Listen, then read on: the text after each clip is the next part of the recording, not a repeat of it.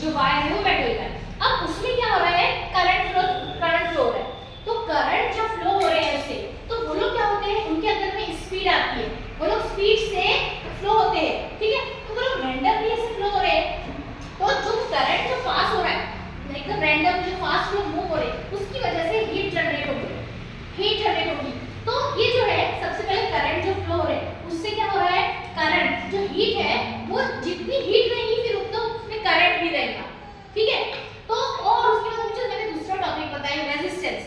Heat हो गया पहले, करंट हो गया, देन रेजिस्टेंस। तो रेजिस्टेंस मतलब क्या होता है, जो करंट जो अपने जो इलेक्ट्रॉन्स है फ्लो जो हो रहे हैं, तो उनके बीच में ऑब्स्टेकल्स आते हैं, रुकावटें। ऑब्स्टेकल्स मींस रुकावटें। तो वो लोग आपस में टकराते हैं, टकराना मींस कोलिजन, टकराना मींस कोलिजन। तो ये लोग जब फ्लो होते हैं, भागते हैं रैंडमली, तो उनके बीच में टकराव होता है, उसको बोलते हैं कोलिजन।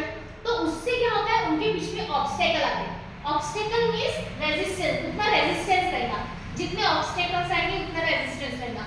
देन उनको टाइमिंग, अब वो जितना टाइम लेंगे उतनी ज्यादा देर तक उनके बीच में क्या होगा, करंट फ्लो होगा, उसमें हीट प्रोड्यूस होगी, जितना टाइम लेंगे।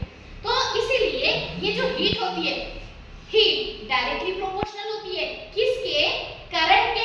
क्या हो रहा है, हीट, यानी जितना करंट फ्लो होगा उतनी हीट बढ़ेगी। और रेजिस्टेंस मतलब जितने ऑब्स्टेकल्स आएंगे उनके बीच में, ठीक है। More the obstacles more is the resistance and more is the heat. So that's why we can say that heat is directly proportional to current, resistance and time. So I can write this, heat is directly proportional to first of all current। जितना current flow हो रहा है electron के flow होने से उतनी heat ज्यादा रहेगी। और जितना रेजिस्टेंस है, बीच में जितने ऑब्स्टेकल्स है उसको पास करके वो लोग जाते हैं, तो दिस इज रेजिस्टेंस। और उसमें जितना टाइमिंग लग रहा है उतनी हीट बढ़ते जाएगी, उतना करंट फ्लो होते जाएगा, तो क्या लगेगा टाइम।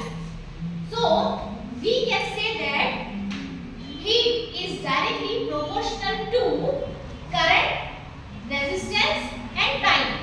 तो हमने यहाँ पे यही देखा मेटल वायर में कि हीट ये तीनों चीज पर डिपेंड होती है, किस पर, करंट पर, रेजिस्टेंस पर, टाइम पर।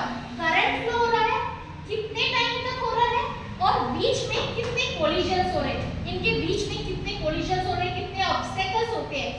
So more the resistance, more will be the heat. More is the time, more is the heat. And more is the current, more will be the heat. So all these three are directly proportional to heat. Directly proportional means if we increase these contents, heat will also increase. That's all.